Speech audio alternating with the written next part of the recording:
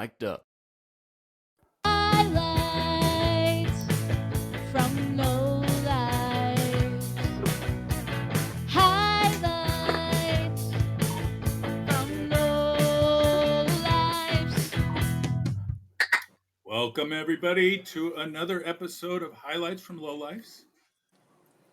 If you didn't know, this is show 100. Wee! Wee! Wee! I'm sorry, I have to change. I went wee. I have to change my underwear. Hold on a second. Oh, okay. Sorry. Okay. Yeah, took that literally. Okay. When we started this, we thought we'd make it to show 3, and now we're quite a bit past that. So we'll do a little celebration of our 100th show later on.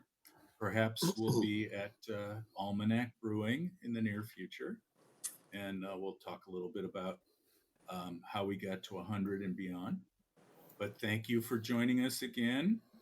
Tonight, we're going to talk about our top 5 favorite Major League Baseball relief pitchers. Let's see who messes that one up. Terry, you going to use Brad Leslie? Oh, was he a reliever? Yes, he was. Yes.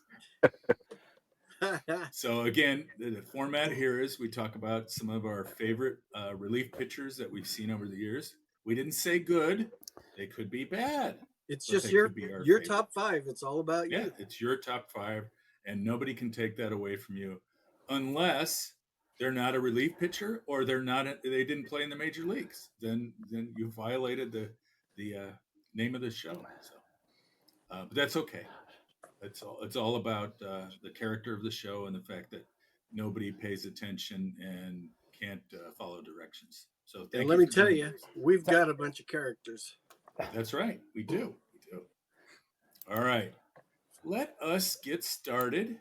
Robbie, who is your number 5 favorite Major League Baseball relief pitcher, past and present? My number 5 guy could easily be my number 1 guy. I always like kind of the oddballs, as you know, the Rabbit Miranvilles and the like of the world that not only played the game right, played the game hard, but had more fun than anybody else on the field when they were out there. And there was one reliever who did that. I think, well, there was a lot of relievers who did that, but one who excelled at it. And maybe we think of relievers as goofballs and interesting oddball individuals, and this is probably the guy that started that. Mo Drabowski. Old Mo pitched 17 years in the majors, over 1,600 innings pitched. He was a great relief pitcher. He's from the era where sometimes you came in to get 2 guys out, sometimes you came in and pitched 3.5 or 4 innings. Drabowski was a really quality reliever. More notable than the numbers, though, was his showmanship. As a Cub, I thought Webby would like this. As a Cub, he once was hit in the foot by a pitch and had himself rolled to first base in a wheelchair by a teammate, where he was promptly ejected from the game. There's a famous story about him being in the bullpen. They were playing the Angels in Anaheim, and he got on the phone and ordered Chinese food takeout from the bullpen phone. Wow. He called a restaurant in Hong Kong. Hong Kong. After he was traded from Kansas City and he was playing in Baltimore, he called Kansas City's bullpen and imitated the voice of Alvin Dark, the Kansas City manager, and said, "Get Lou Krause up." And then Krause, they scrambled and got Krause up, and then he called back, still imitating the manager, "Sit him down, don't worry about it." Then he called back and said, "Get Krause back up." Then he called back and said, "Sit him down." After the third call, they figured it out. He's known for putting goldfish in the visiting team clubhouse water cooler. And he notably gave Commissioner Bowie Kuhn, a hot foot during the 1970 World Series trophy presentation. I had no idea. This is awesome stuff. Drabowski was great. There's stuff about putting snakes in guys' lockers and fake snakes repeatedly until the guys stopped getting shocked about it, and then he'd put in the real snake. So after they freak out a couple times, they figure out the rubber snake, and you go with the What a rubber snake for like a prankster. week, and then finally one day you put a real snake in. Wow. So yeah, in Ball 4, which I know is a book we've all read many, many times, Jim Bouton described Mo Drabowski as the biggest flake in organized baseball. Wow, and that's coming from one of the biggest flakes in organized baseball. Yeah. So yeah, Mo Drabowski, there's my number 5. Tiger, Very cool. what do you got? Well, I'm a bit of a homer, and I like our hometown guys. So my number 5 is a San Francisco Giant from 2008 to 2016. He was in all 3 World Championships. He's on the San Francisco Giants Wall of Fame. He played Dodgers, Tampa Bay, Marlins, Twins, A's, Mariners, Blue Jays. Sergio Romo. Oh, excellent choice. Good guy, good role model, family guy, nice guy, and a favorite of mine. And he's a Giants favorite. So I heard that his parents are Dodger fans. Yeah, he grew up as a Dodger fan. And what did his dad say when he got drafted by the Giants? He says, "Oh," he was like, "Oh, Yeah, damn. well, I wish you were So unfair. wish you were a Dodger." But then he did go to the Dodgers in 2017. It's a good guy. We like him. Marty, how about you? My number 5 is a guy that I couldn't keep my eyes off of back when I was in high school. I know you guys were in diapers, but he was weird. Damn, this guy was weird. How could he do that? I guess it was the first reliever I saw pitch submarine, and that was Kent Colby, of the old Pirates. How could he do that? That is so free. Then you go home in the backyard and you try to you toss the tennis ball underhanded, and you see it launch it over the fence into the neighbor's yard. So I guess it took a little skill to do that. But damn, he was he was not an athlete looking. I mean, he's kind of tall, lanky, had glasses and all that. He was the last guy you would think would be a reliever. But sure enough, he was one of the best of his time, and probably still is with the numbers. He lasted 16 years, earned run average of 2.85. The 79 World Series, he saved 3 out of the 4 games against the Orioles. We Are Family. We just had that just really moving speech the other day by Dave Parker's wife. That was just, I mean, if you didn't catch that, pull it up on YouTube. That was just a really, really moving speech. I thought that was a great job. But getting back to Colby, and he truly was unique because that was his role. And doing a little research, he holds the record for most career losses without giving up an earned run with 12. You came in to save the game, you lost, you blew it, but you didn't give up an earned run. Think about that. That's interesting. And of course, he was a pitcher. He wasn't a hitter. And this drives it home because it touched home to me. His batting average was 0.83, 10 for 121. Wow.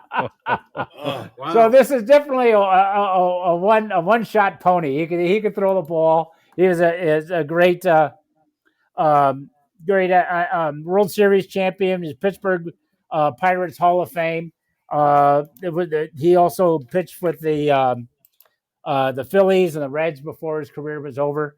But again, this is the guy that always stuck out in my mind as a relief pitcher when I first saw him back in the 70s. How could he do that? But he did it so well. So that Kent DeColvey was my number 5.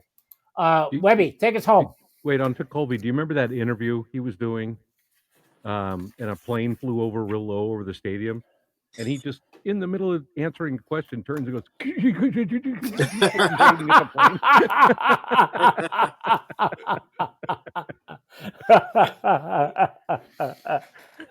Perfect. The thing that I remember about Colby is, and this hasn't happened in a while because of the DH, but he was one of the last pitchers that would be in a game pitching and then sent out to the outfield to play while another pitcher came in to maybe it was a lefty thing. And then Colby would come back from the outfield to take the mound again. Yeah. So it's essentially he played a couple of positions or 3 positions in an inning. And there was one day when somebody hit a fly ball to him, it was right to him, but he got it. That's okay. not what you want in that situation, but he caught it. So, All right. So my number 5 is a pitcher for the Orioles in the late 70s, known as Don Full Pack Stanhouse. He was called Full Pack because even though he was a successful relief pitcher, every time he came into the game, he would have problems because he didn't like to pitch to certain batters, so he would just simply walk them. So he thought, my job's to get 3 outs. If I load up the bases, so what? His manager was Earl Weaver, and the reason they called Don Stanhouse Full Pack is that during one of his outings, many people thought Earl Weaver would go through an entire pack of cigarettes waiting for Don Stanhouse to get that 3rd out. Tension was mounting. Every batter is a full count. Every batter is what's going to happen here. He was very successful, but he would give what they call the unintentional intentional walk. I'm not going to throw to this batter. These 4 pitches are going in the dirt. If he wants to swing, great, but I'd rather go after the next batter. It was, difficult for Orioles fans, but probably more difficult for Earl Weaver to watch. So number 5, Don Stanhouse. All right. Tara, start us off in round 4. Hold on, stop. Wait. I got confetti in my beer. Hold on 1 second. Oh, that's not good. That's not good. The 100th show Boy, I tell confetti. you, when you celebrate too much, Okay, yeah. things happen. Don't autograph. Don't worry, fans. I'll autograph it for you. Don't worry. Okay. Sorry. Oh, we can continue now. Tara, what do you got? My number 4 relief pitcher. Sorry, my phone rang. I got to turn that off. He started as a Rocky. He was a Diamondback. He was a Red Sox. He was a Pirate. And he finished his career with the Giants from 2010 to 2016. He was a 4-time world champion winner. He's also on the San Francisco Giants Wall of Fame. This is Javi Lopez. He's also currently broadcasting for the Giants too. He's just a super guy, golden voice. We've seen him at baseball camp, at Giants fantasy camp. Super nice guy, lefty. Javi Lopez. Good choice. Yeah, good choice. You could tell when he was a player, he was going to be a broadcaster one day. Yeah. Smooth dude. Yep. He could speak intelligently about the game, which not all players Yeah. Robbie, how about you? All right. Well, I had Kent DeColvey on my list, and he would have probably been my number 4. But I'm going to pivot to the American League version of Kent DeColvey. Awkwardly lanky, weird delivery, herky-jerky, just as funny. I mean, he looks like a guy You walk in, welcome to Montgomery Ward. Would you like a washer and dryer today? Old quiz, Dan Quisenberry. And it gets, yep. He had kind of a funky 3/4-ish sidearm delivery, not quite as exaggerated as DeColvey, but it was coming from the side down there. And he was a really effective relief pitcher for a long time, mostly with the Royals. But I think he even ended up in San Francisco for a little cup of coffee.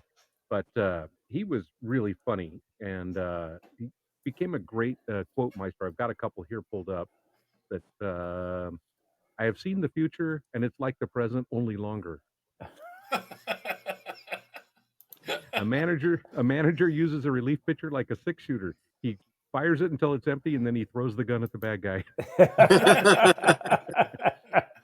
And I think my favorite, and this is an all-time great baseball quote. I became a better pitcher when I found a delivery in my flaw.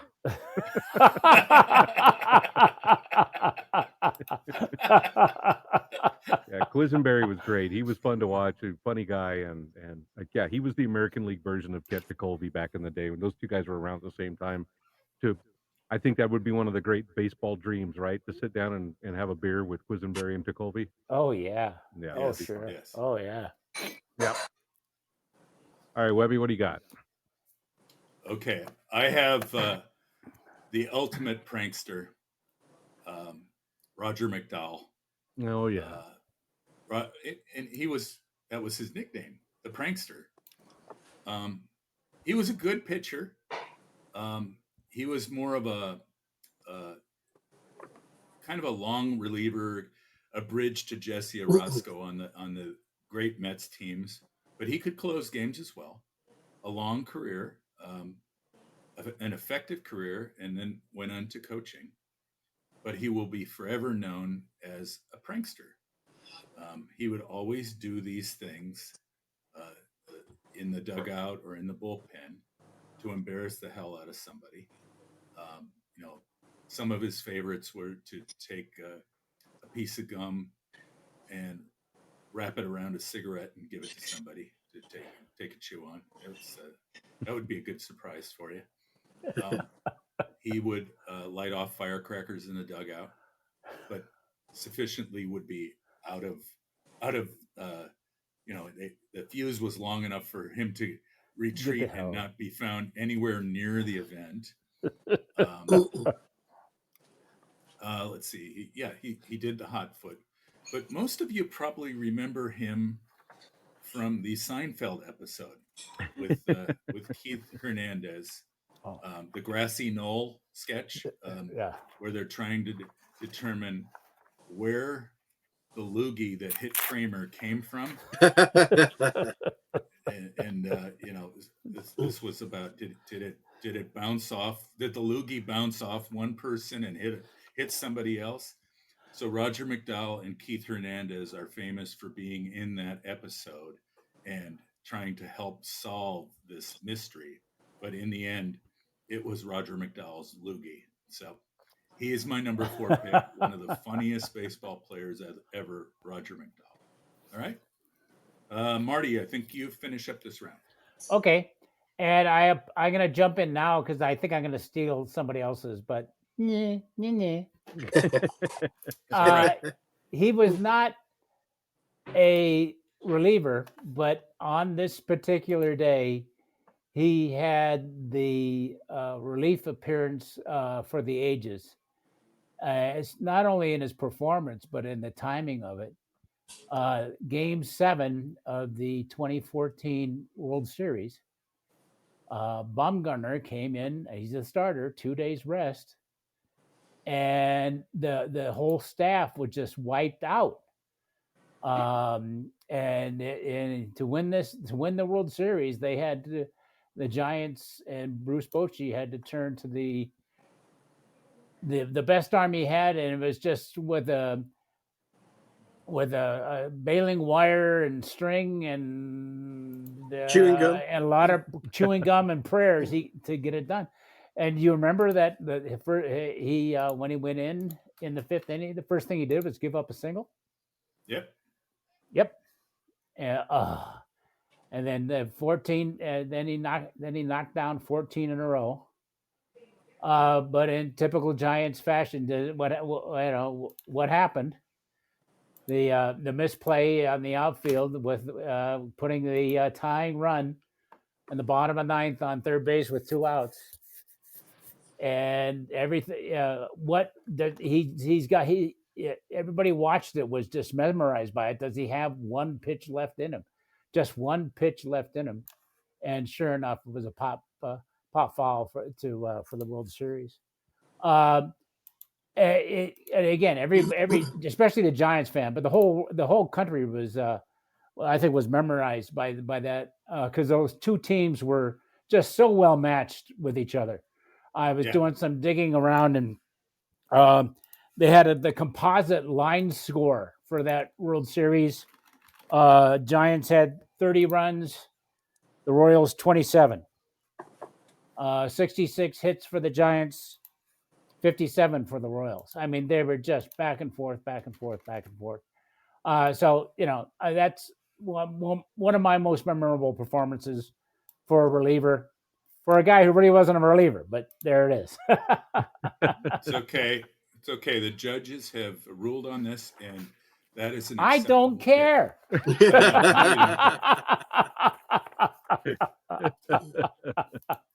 So the judges. I know you don't care. The judges ruled that acceptable.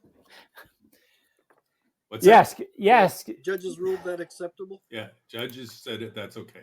Yeah, because I picked up the tab last night. That's all right. Yeah, that's exactly right. Yeah. All right, that is the end of round 2, or our number 4 picks. What happens now, Rob? Well, it's my favorite segment of the show. Little segment that we've done, 99 times before, and that helped us get ready for the 100th time so we could get it right. We are oddly sponsored by Almanac Brewing. Almanac is one of the truly great craft beer producers in the United States of America and the world, for that matter. And we are proud to be sponsored by them. They make fantastic beers. They became famous, even though it's much mockeried here. They became famous for their sour beers, but now they make a full range of beers. And the one thing you can say about Almanac beers, no matter whether it's just a light, crispy Pilsner, all the way up to their deepest, darkest, rich barrel-aged beers, they're delicious and they're full flavored. Even the lightest beers have a density of flavor you don't get in other brands. So we're all drinking different things. I'm drinking the true American lager. And I want to point out, a couple of weeks ago on the show, somebody was complaining that they went from the larger can to the smaller can when they switched from Kolsch to the lager. And I can see your initial reaction to that, but let me upsell you on the 12-ounce can in a 6-pack form, because 3 of the other beers are 16-ounce beers, is 48 ounces.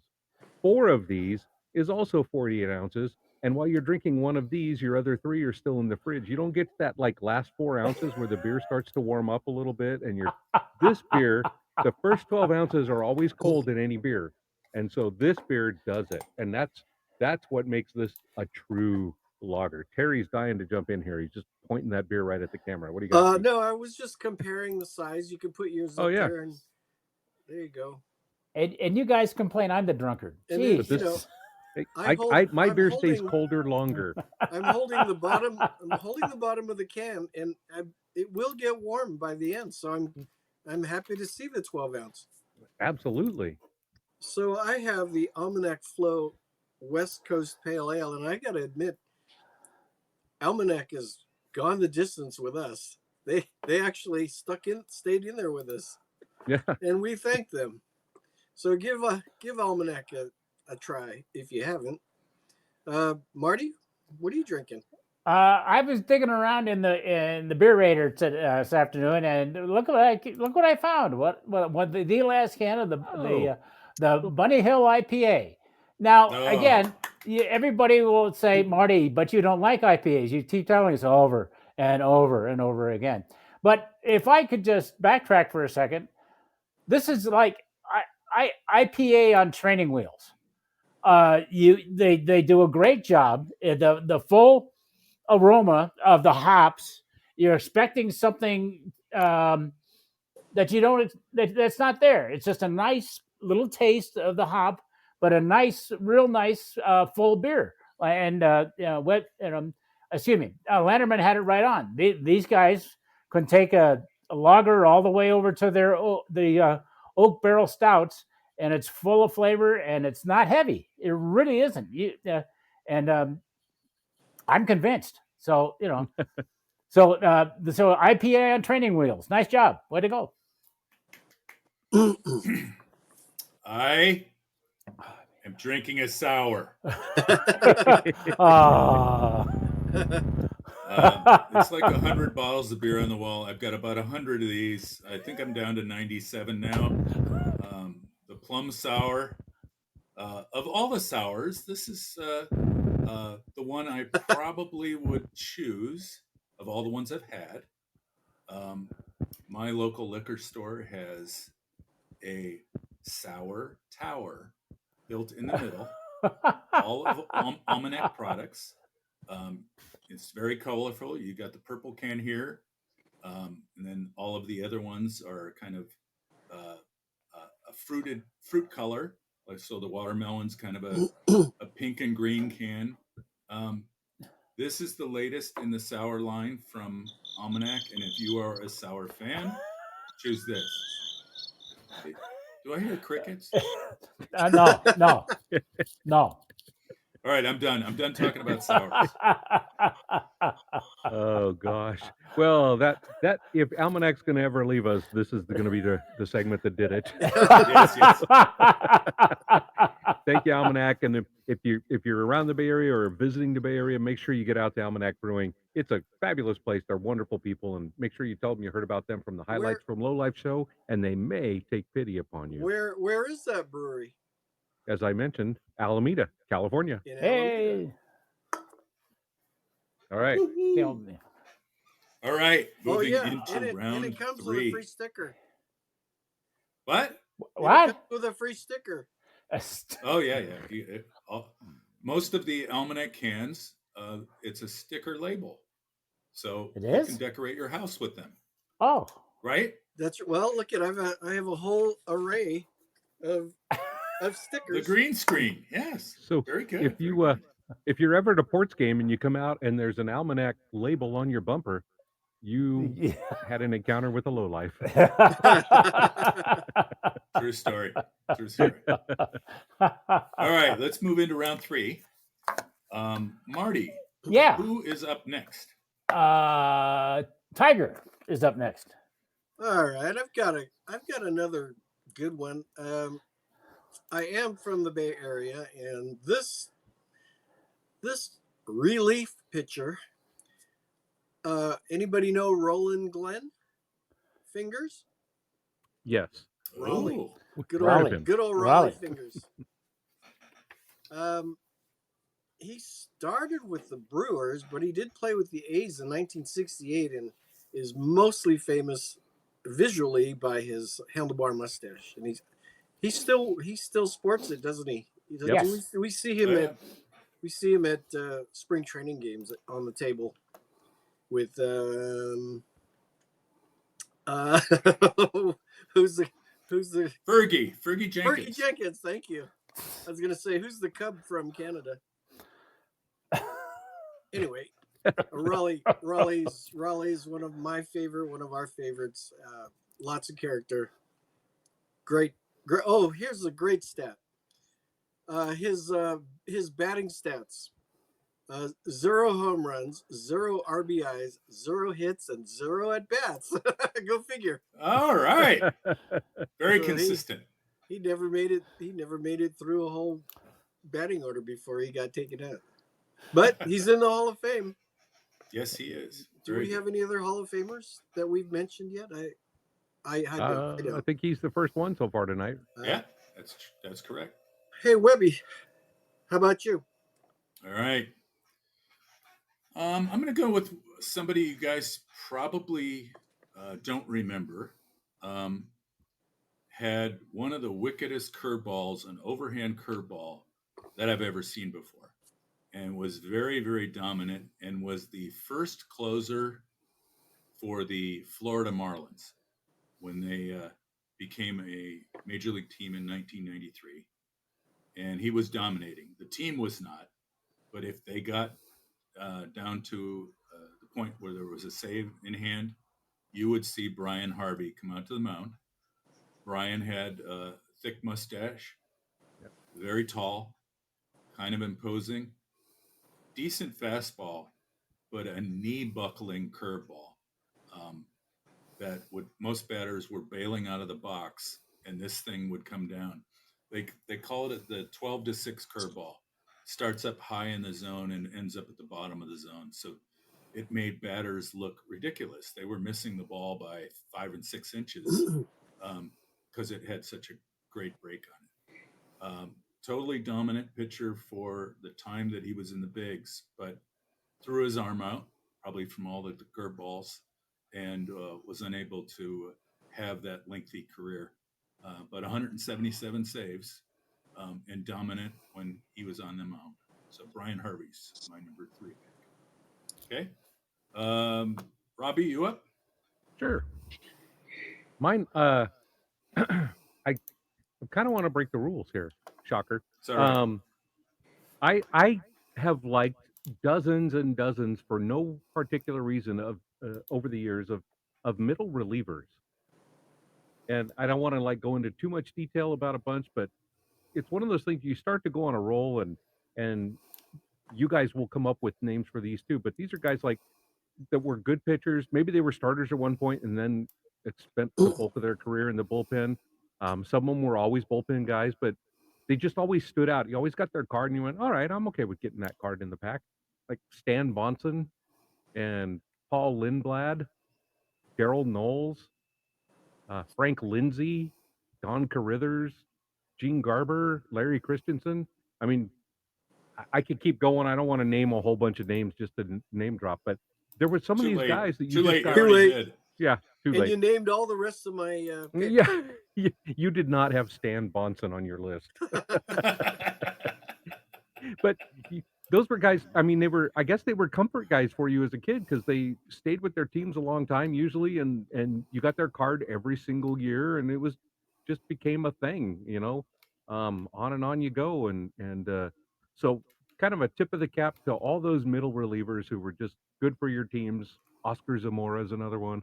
Just these guys that were out there and around for a while that contributed to the team, and especially as a kid, they were just as important to you as the star or the future Hall of Famer on the team. So that's a little tip of the cap to all those middle relief guys.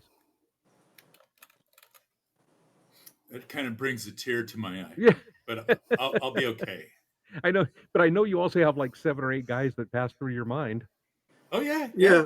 So Yeah. so of all the 9 players you just mentioned, which one are you picking? He's picking a category. He broke the rules, Terry. He broke the rules. It's not on you this time. Wow. But I did say I was going I to would before never. I did it, unlike just walking blindly into it. Rob looked at the category and said, "Only 5?" Oh. Yeah, only 5. I'm going to cheat and name everybody. All right. Who's Who left? needs Was to that it? go this round? Now, this one is kind of I don't know why I did it, but I did it. What the heck? Because he was a pilot, a Seattle pilot, and I remember. Oh, yeah. And Yes. anybody, Diego Segui. Oh, Yeah. yes. Yes. Okay. Now, Diego Segui had one hell of a career. Started in '64, was with the Pilots for the 1 year. They're there in '69, and bounced around with a number of teams. But he's my favorite, even though, bear with me, he's one of my favorites, even though his win-loss record was 92 and 111. His earned run average was 3.81. He had in his career 1,300 strikeouts, which is not bad, not bad. Sure.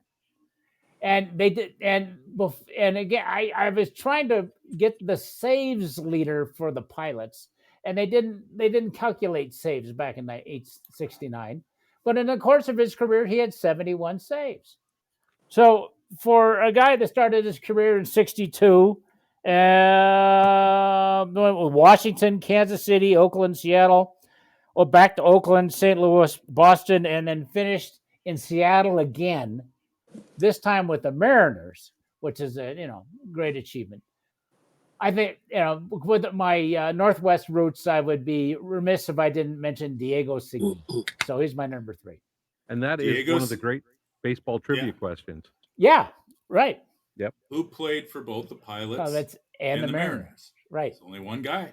Yep.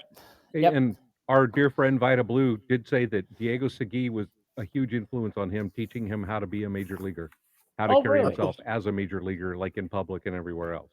Oh, was Terrific. so he was a groomer also, a veteran. Yeah, this is the era of the Epstein files. We may not want to Yeah, say yeah. it that way, Yeah, Terry. let's choose a different word. Yeah, you may want to rephrase that a little bit. Okay. Yeah.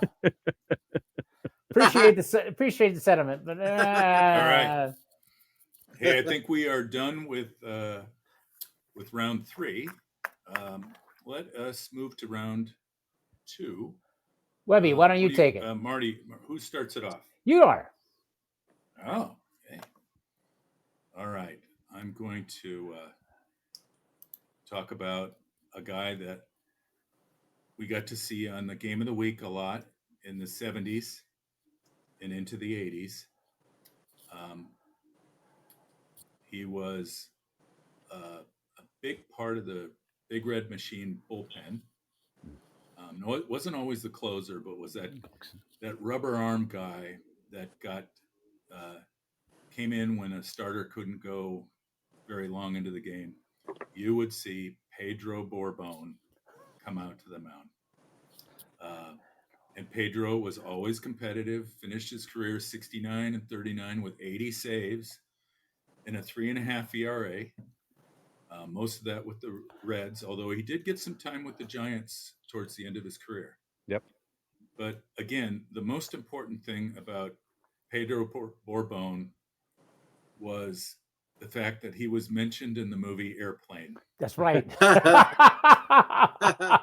When he's going through, this guy's thinking about what to do next during this awful experience on an airplane, and suddenly an announcer comes on in his mind and said, "Now pitching for the Reds, Pedro Borbón." So I will always remember Pedro Borbón for that one. So line. Pedro Borbón was actually a real pitcher. He just wasn't made up for the movie? That's correct. Yes. Wow. Right. Unbelievable. And, Unreal. And Marty, Pedro Borbón Jr. pitched in the major leagues too. I believe he was a lefty, not nearly as successful as Dad, but the legacy lives on. So he's my number 2 pick. Cool. And while we were in Right. Louisville, Marty bought a whole lot of Bourbon. Ah, yes. I'm a Whiskey and happy. Bourbon. I'm a happy. Yeah. All right, Marty, what do you got for number 2 here? My number 2 and my number 1 are Bay Area. Grew up in the Bay Area. Let's put it this way. And I looked at putting them on my list and took them off and then put them back again, just pretty much for the Bay Area connection. Did you guys know that Tug McGraw was born in Martinez? Yes. Okay. All right. Maybe you do. All right. I'm leaving. Goodbye. Thanks. No. How did he get his nickname? Don't Okay. ask I mean, it. I've got All right. some guesses. Now, but I probably could can't say them on the say- show, so. I could say, but Steve. it's and I've looked it up on Wikipedia, and I think it's best if I just read the sentence. Okay. Okay. McGraw got his nickname Tugger from his mother because of the particularly aggressive way he breastfed. It's right there. Folks, this is the kind of stuff that you learn on our sports show. There you go. There are no other sports shows like None. this. None.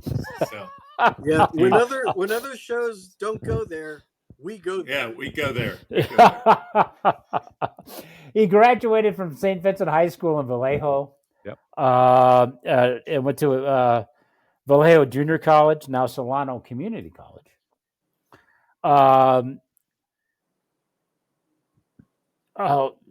Picked up by the Mets.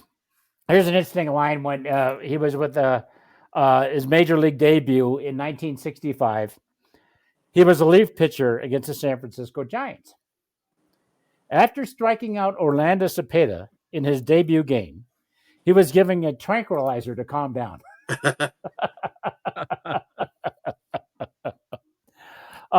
He wound up with 180 saves throughout his time with the Phillies and the Mets, and then the Phillies. Most of it. Two-time All-Star, two-time World Series champion. He's in the Hall of Fame for both the Phillies and the Mets.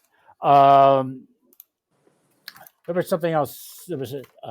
He pitched all 5 games in the 1980 National League Championship Series against the Astros, and he's first all time on the Phillies list of games finished. 4th all time Met reliever, and of course, unfortunately, he passed away in 2004. Of an interesting disease, glioblastoma, a theory linked to a brain cancer due to toxic chemicals in the early AstroTurf field at Veterans Stadium, but never was proven definitely. Yeah. Interesting. Yeah. Did you hear? You ever heard of that before? No. Yeah, weird. Okay, because other players were diagnosed with that also, but due to the Bay Area connections, my number 2 is Tug McGraw. So, And do you know who his son is? Country Music Hall of Famer Tim Oh. McGraw. Yeah, Tug McGraw. Yeah. Tim McGraw. Yep. Yeah. So we'll get into that more when we get to my number 1 pick.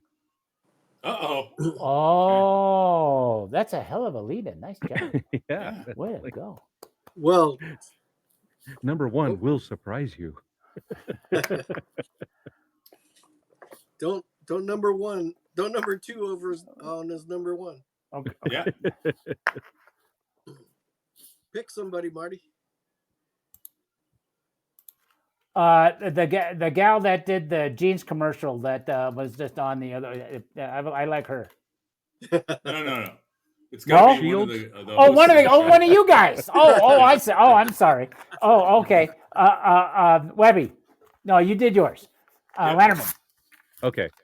I always end up going with the position player on my childhood era team. And so this actually was the first relief pitcher that I became aware of having a specific role. When we were kids growing up, most pitchers pitched 8-9 innings. The relief pitchers were just kind of there on the roster, and they occasionally got in the game. This guy, I was 6 or 7 years old. I became very aware that he was a closer-ish type of pitcher. I don't know what you would call it back then, but in 1971, he was as close as you could get to a closer. But it was still the era where guys came in and pitched 2 or 3 or 4 innings sometimes as the relief pitcher to finish the game. You didn't have all the pitching changes like we have now, and so the childhood reliever for my 1971 San Francisco Giants was Jerry Johnson, who had 3 or 4 pitches, threw them really effectively. He was a great guy. He was 12-9 the year in 1971 when they won the National League West, and went on to face the Pirates for the National League Championship. He had a 2.97 ERA and 18 saves. But I remember Jerry Johnson, if he came out, the Giants were ahead and they were going to win. As a kid in my mind, Jerry Johnson meant the game was over. And so, yeah, he was a good guy. Went on to pitch for a couple other teams after that, but he was a real essential part of those Giants teams in the very end of the 60s and the couple of years of the 70s when they were still good. So, Yeah. Jerry Johnson's my guy. Cool. All right. Did everybody pick out a number? Oh, share. Nope. Jerry? We got a 2. tiger on the loose. Tiger on the loose. I need to tell Webby that Dr. Dave's comments are not coming through. Why is it Dr. always the Dave. gynecologist that has the problem? Yeah. Oh we no! got Oh, look at that. we got There it Dr. is. Dave, and it says testing I 1 see 2 it. 3, testing 1 2 3. I see it Yeah, now. it's we got it. We got it, Dr. Dave. We've got it for you. We got you. All right. So my number 2, he's another local guy in the Bay Area. He just happened to be the rival of my high school in Fremont.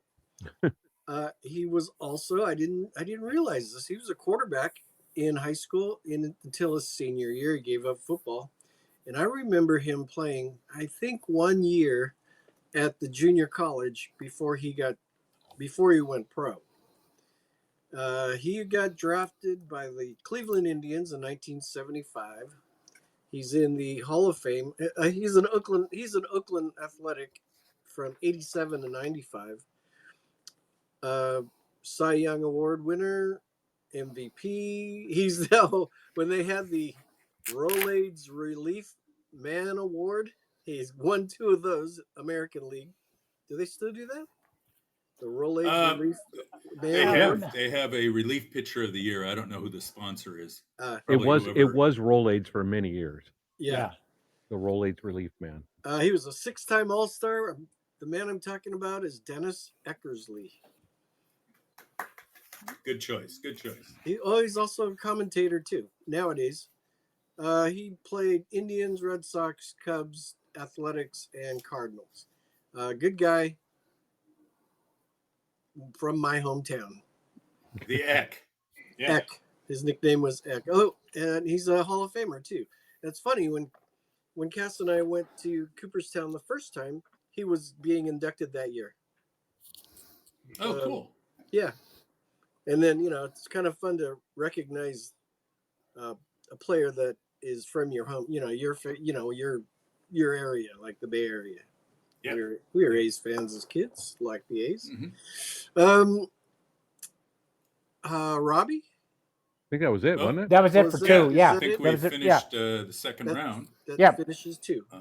All right. Wait a minute. We have a pertinent comment from the guy who can figure out how to use it. Uh-oh. Unfortunately, I have to tell you, Terry, that Dennis Eckersley has retired as an announcer. He was in the booth with Jerry Remy, and to have a pitcher and a fielder out on the mound,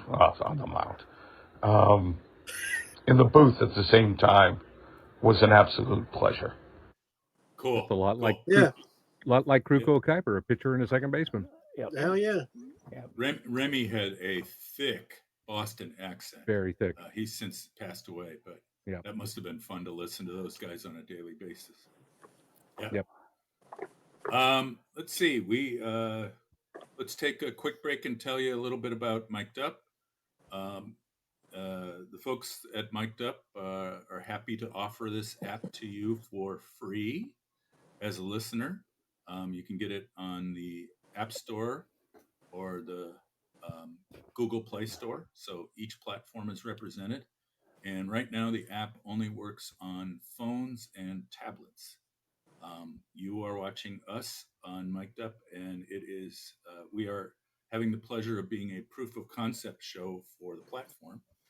So you'll get to see us a lot because we've done 100 of these, and we give the show a workout. We find all the bugs in the software and take them back to the developers.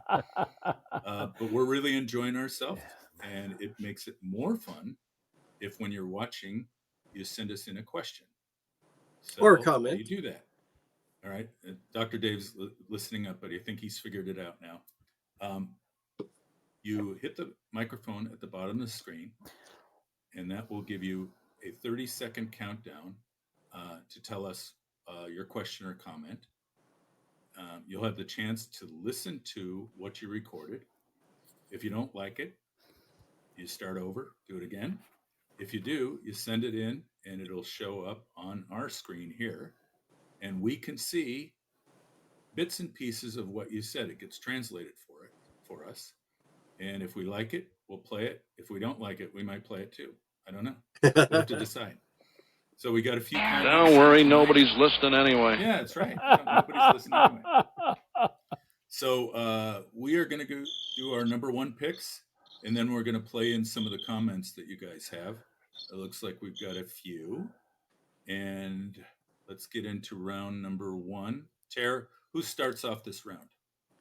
Oh, you're not going to talk about other mic'd up shows that are, or are you just going to talk about the platform?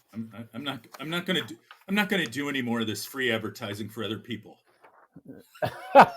That's it. Take a stand. Way to go. Right. There you go. All right. Well, all right. Yeah, I could talk about Yankees coast to coast tomorrow night at on the platform, but I had my booze queued up and everything. Oh, okay. Hey, tomorrow night on the platform is Yankees coast to coast. Okay, there's a better boo. Okay. So take a look. Our friends Mike Miller and Adam Schneider will be doing a show tomorrow. Adam's on the East Coast, Mike's on the West Coast, and they talk about the Yankees incessantly. So let's go with number one picks. Tara, who starts off this round? Marty.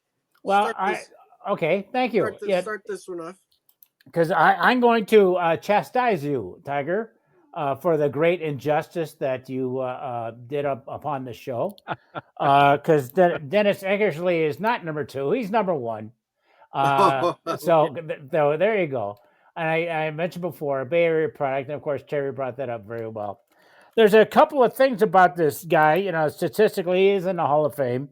390 saves. The guy started with the Red Sox and as a starter, and his career wasn't going so well. So he was traded to the Cubs. And it was the Cubs who had put 11-7 win-loss in 85. And then something happened to the guy that, outside of baseball, but to something you really had to take your hat off. He was treated for alcoholism. And the story goes is that the family recorded him at a party one night, and because he didn't believe he had a problem, and they showed him the tape later of what he looked like, and he beat it. And we all drink and we all have a good time, but it's very different to have a real problem and confront it the way he did. So that's the first thing, my tip of my hat, that not only to the his accomplishments on the mound, but off the field also. He won the American League Most Valuable Player, Cy Young in '92, with his record of 50, his personal record, 51 saves in one season. Went on to St. Louis, and then a short brief with the Sox again before he retired. Again, went into broadcasting in the Hall of Fame. There was something, and why I dig into these things, I don't know. But this is something I just have to read. Eckersley married his first wife, Denise, in 1973, and they had a daughter. His wife left him for Rick Manning, his then Cleveland Indians teammate, in 1978. The affair precipitated Eckersley trade to the Red Sox that year. Imagine losing your wife to a teammate. Yeah, now, I'm not married. I'm not married, but if either one of you guys even looks at my wife I don't have, I'm going to rip you a new one. That's just Hey, Marty, Rick Manning was a very attractive guy. If you look at those 1970s baseball cards, yeah, but long flowing hair. I mean, let's be fair, he was also a 240 hitter. All glove, no hit. You know what I'm saying? Yeah. All right, I stumped this one up. Webby, help me out. Thanks. All right. So Robbie chastised me that I would be talking about all the Cubs, but this is the only Cub on my list. And I loved watching this guy. He was the closest thing to a sure thing. And he wasn't one of those guys, oh, he can't pitch today. He pitched yesterday. I've seen him pitch 4 or 5 days in a row. Lee Smith, Yeah. Hall of Famer Lee Smith, made watching Cub games bearable from 1980 to 1987. He was an elite player. When he retired in 97, he at the time held the record for most games finished in the major leagues. He finished 802 games, and he Wow. had moved into third in the total games pitched. He had moved up to 1,022 games. Wow. So most of you guys see him as a Cub, but he was a Cub from 80 to 87, Red Sox from 88 to 90, Cardinals from 90 to 93, finished 93 with the Yankees, signed with the Orioles in 1994, and had arguably his best season as a pitcher at age 36. In his first 12 games, he had 12 saves and gave up no runs. And 2 months later, his ERA was still 1. It just people wouldn't score off of him. He finished his career with the Angels in 95 and 96, the Reds in 96, the Expos in 97. Wow. Announced his retirement, and then came back and tried out for the Kansas City Royals. Didn't make the team, asked for his release, and went to the minors with the Astros, and then finally decided, okay, I'm done. His career ERA 3.03 with 487 saves, and he struck out 1,251 batters. Wow. Super nice guy. Ends his career looking for the next thing to do, and the Giants call him, and they said, "Hey, would you like to coach with us and be a pitching coach and even manage some?" He said, "I'd love to." So he was with the Giants for much of the late 2000s into the World Series seasons. And guys, I think he's only 57 years old after all this to have accomplished so much in his life. Wow. He's at 57. Boom, he's in the Hall. Yeah. There was questions about whether or not he'd get in the Hall because they said a lot of his saves were cheapos. Okay, let's throw out 100. He's still got 387 saves. So that's all bullshit. So You could he's make my the number argument 1 pick. that they might have been cheap saves, but he also pitched for the Cubs for 8 years. So there was a lot Yeah. of really hard-earned saves. Yes, there was. So he's my number 1. He was my favorite, and not as much of a character as the other 4 I mentioned, but fun to watch. Yeah. All right, Robbie, the much-awaited number 1 Oh, pick for you. and Webby, What? and he was a Cub. Yes, he was a Cub. All right. My number 1 is it was actually a Cub and a Philly, and he was a very good pitcher. He was a 7th inning guy and an 8th inning guy for most of his career. Great sinker ball, really tough to hit. Warren Brewster. But the reason I have Warren Brewster as my number 1 pick is that as a kid growing up, I think I've talked about this before. I was bat boy and did scorebook and everything for my the 8th grade baseball team that my dad coached in junior high school. And Warren Brewster was one of the players on that team, on one Oh, of those wow. teams that I grew up with. So I do remember him as a kid growing up, and then he was the first player. We went and saw him at Candlestick Park in 1978. He got us tickets because he remembered my dad and the whole thing. We went down to the game. He was the first player I ever got to more than just like a meet and greet thing. I actually got to sit and talk with him for a few minutes. So he was the first player I ever had like that one-on-one experience with, which was absolutely fantastic. So you always remember things like that. And he got me I still have it here, a 1978 Phillies signed baseball by the whole team with Steve Wow. Carlton and Mike Schmidt and Dave Cool. Cash and Greg Luzinski and on and on Dang. and on.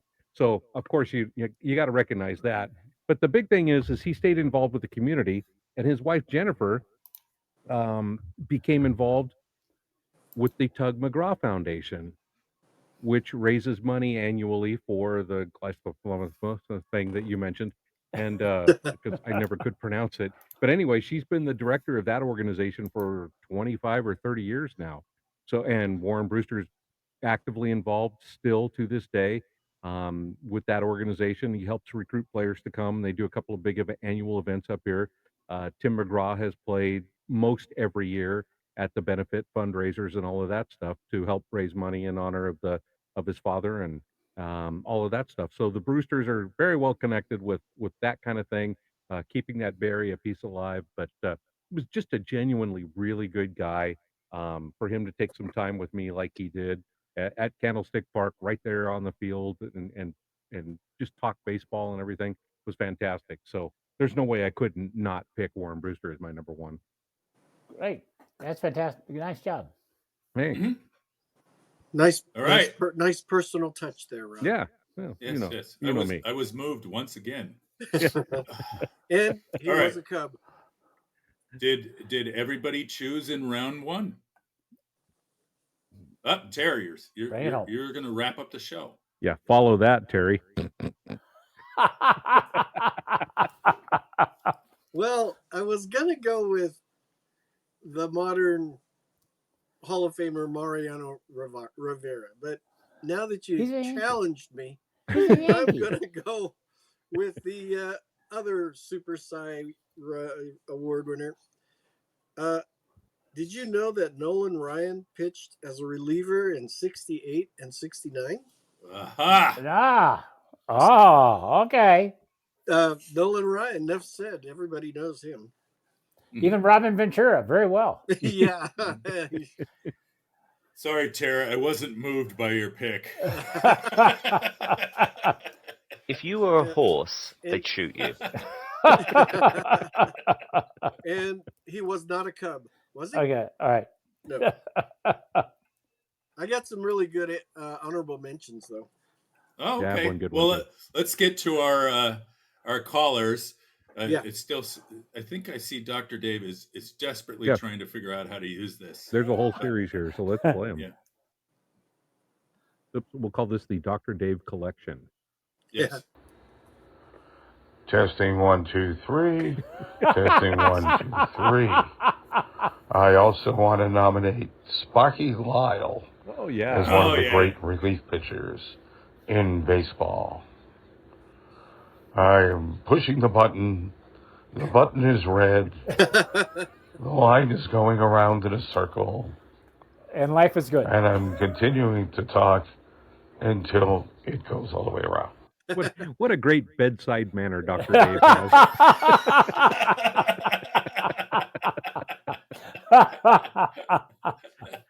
All right, he's got another one.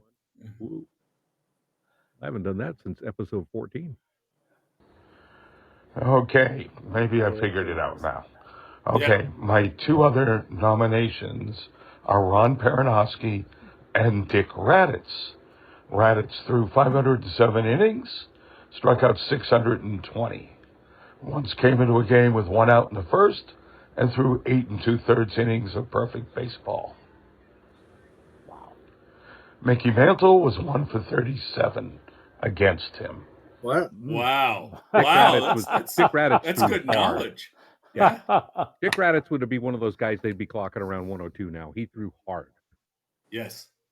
I think Raditz finished his career with the expansion Montreal Expos. I think you're right. Yeah, he was great, and they said, "Oh, let's catch some lightning in the bottle," and it didn't happen. But No. and Peronowski was the longtime Dodger pitching coach, but Yep. was also a great reliever himself. So Huh. good picks. And then Dr. Dave has a couple other things that he just wanted to say in agreement. There was that one, which was nothing. And that, so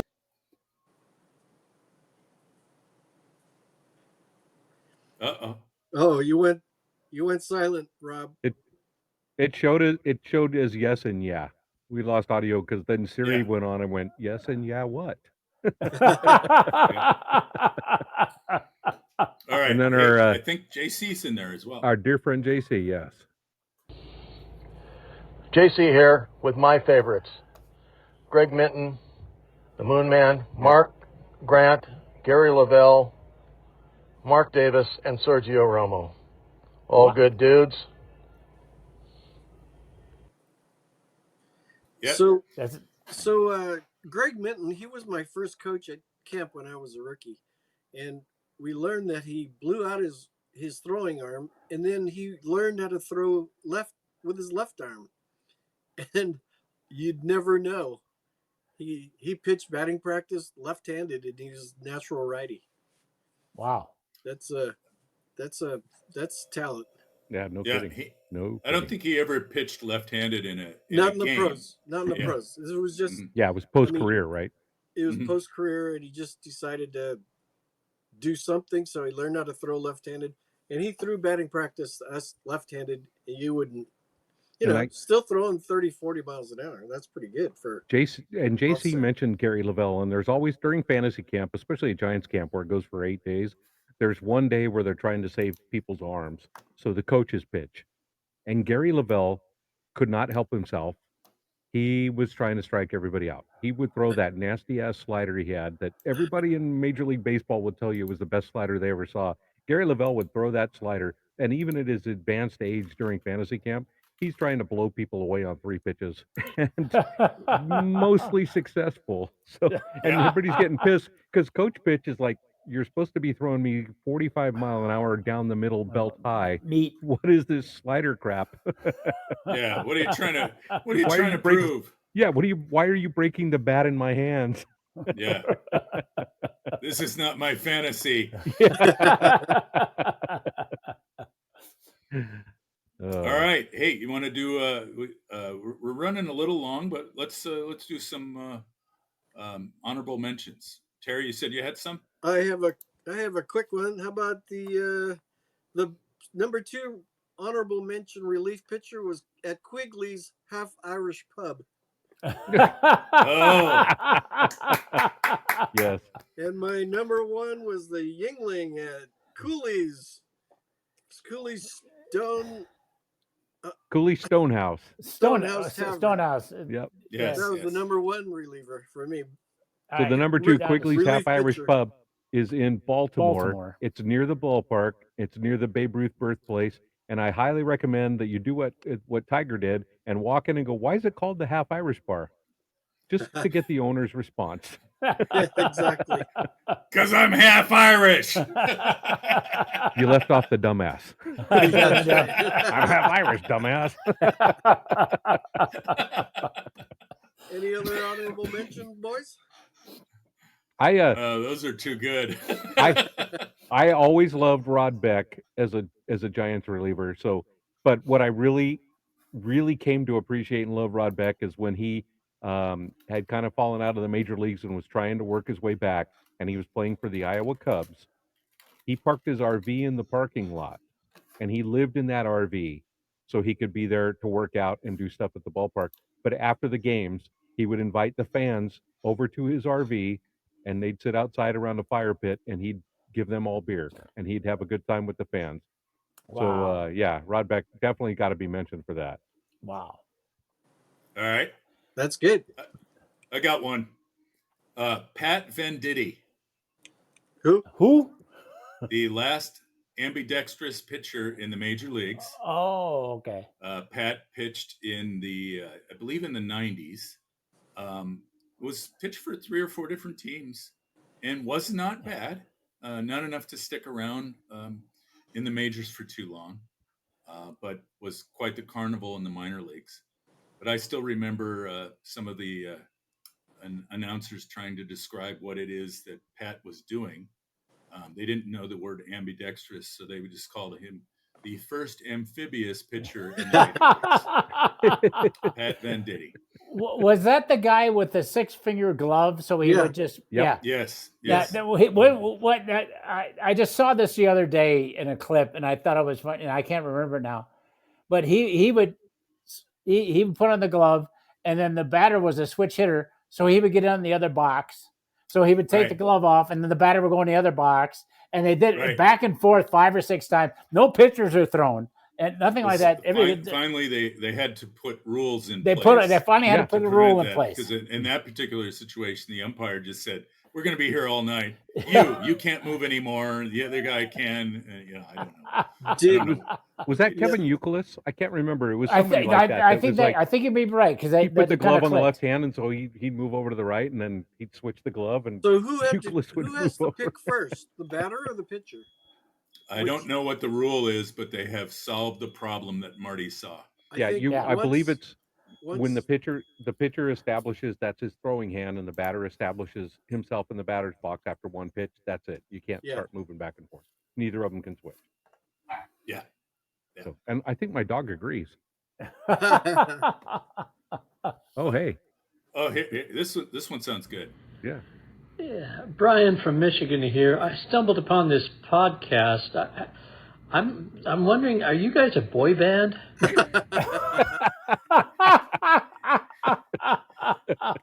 I can't believe somebody found out our true identity. After all these years. Yes. We are not a podcast, Brian.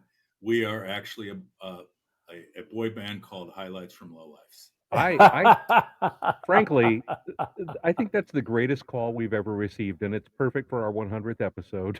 That's right. Yeah. Well, thank you, BK, and all the callers. We're glad to hear from you. Yes, that's hilarious. Mm-hmm. And I might give a shout out to Dr. Dave. Just practice, more practice on sending in your questions and comments. You'll get this down. You can do this. All right, guys, let's wrap it up. We'll be back with a show next Wednesday. I believe we will be broadcasting live from the Banner Island Ballpark in Stockton. And I don't know what our topic will be yet, but we'll figure it out. Top 5 boy bands. Yeah, top 5 boy bands.